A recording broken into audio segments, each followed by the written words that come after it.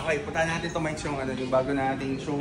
Ito kasi yung Good to Know Friday natin guys, yung collab ng Mita sa On. Alam ko sa Japanese brand to na may mga details pa yun dyan guys. So, hindi ko alam kung ano ibig sabihin nito. Ano yata to eh.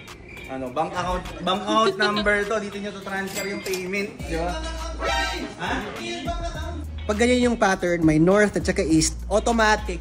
Ito ay isang coordinates. Coordinates. Coordinates ang... Pero guys, one piece. Guys. One piece. Diyan yung mga treasure bro. Pag pinunta mo to, yung Pirate King ka. Di ba?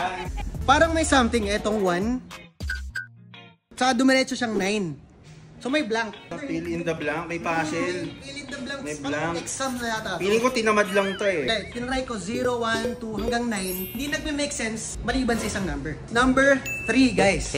Ano nakita mo? Hindi. Doon sa number 3, ang lumabas is the Tokyo Tower. Which makes sense guys kasi nga, Mita sa Tokyo eh. Diba? Mita is a reseller, diba brother? Yes, actually reseller store siya in Japan. Mita is parang siya, parang prism na rin siya. Pero hindi pa rin ako sure.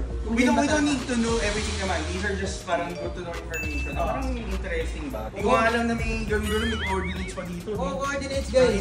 Lupit ng sapatos mo, may coordinates. Diba? Naglalakad ka, pero may coordinates, di ba? Very interesting about the Mita. Sobrang detailed yung diving information ni Carl, di ba? Basta ako masasabi ko lang guys, sobrang comfortable. May trick lang ako ituturo sa inyo. Dahil alam mo na yung coordinates, di ba? Punta ka doon, may time ka. Pero bukod doon, pag binili mo itong shoe na to, the perfect way to lace it is, first you have to pull this up. Ayan. So pag nahila mo na siya doon, or ako usually nag-iiwan ako ng mga konti bro. Konti lang nga. Para may sa style pa rin.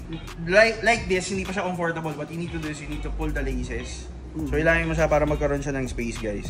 Yan, pag may space na siya, comfortable na siya and guaranteed more comfortable than your regular Cloud 6 or even Cloud Tilt Pro D. Cloud Tilt? Oo eh, actually lalaban siya sa Cloud Tilt eh guys. Lalaban siya sa Cloud Tilt para experience niya yung Ghost eh.